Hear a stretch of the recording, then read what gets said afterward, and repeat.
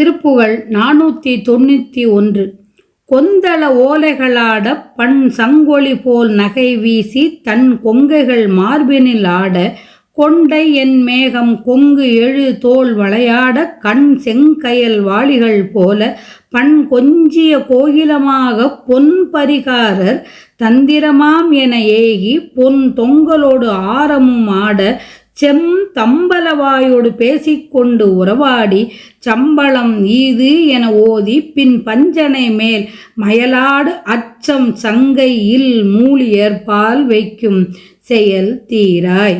அந்தகன் ஆருயிர் போக பொன் திண்புறமோடு எரிபாய பண்டு அங்கசனார் உடல் வேக கண்டு அழல் மேவி அண்டர்களோடு அடல் ஆர் தக்கன் சந்திர சூரியர் வீழச் சென்று அம்பல மீதினில் ஆடு அத்தன் குருநாதா சிந்துரமோடு அரி தேர் வர்க்கம் பொங்கமோடு ஏழ் கடல் சூர்பத்மன் சிந்திட வேல்விடு வாகை திண்புய வேளே செம் குரமாது மினாலை கண்டு இங்கிதமாய் உறவாடி பண் செந்தமிழ் மால் புலியூர் நத்தும் பெருமாளே. செம்குரமாது மின்னாலை கண்டு இங்கிதமாய் உறவாடி பண் செந்தமிழ் மால் புலியூர் நத்தும் பெருமாளே. சம்பளம் ஈது என ஓதி பின் பஞ்சனை மேல் மயலாடு அச்சம் சங்கையில் மூலியற்பால் வைக்கும் செயல் தீராய். அண்டர்களோடு அடல் ஆர் தக்கன் சந்திர சூரியர் வீழச் சென்று அம்பல மீதினில் ஆடு அத்தன் குருநாதா.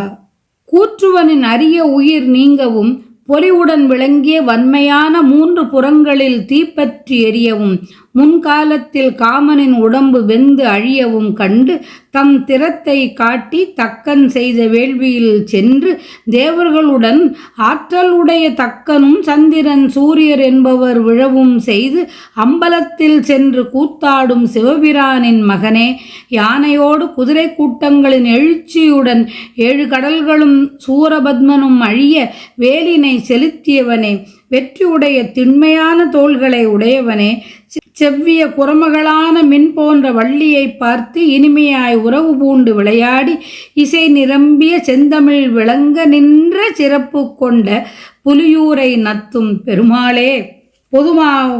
பொதுமாதர் காம மயக்க பேச்சை பேசும் மூலியர் அத்தகையவரிடம் யான் காதல் கொள்ளும் செயலை நீ ஒழித்து அருள வேண்டும். சம்பளம் ஈது என ஓதி பின் பஞ்சனை மேல் மயலாடு அச்சம் சங்கையில் மூலியற்பால் வைக்கும் செயல் தீராய். புலியூர் நத்தும் பெருமாளே.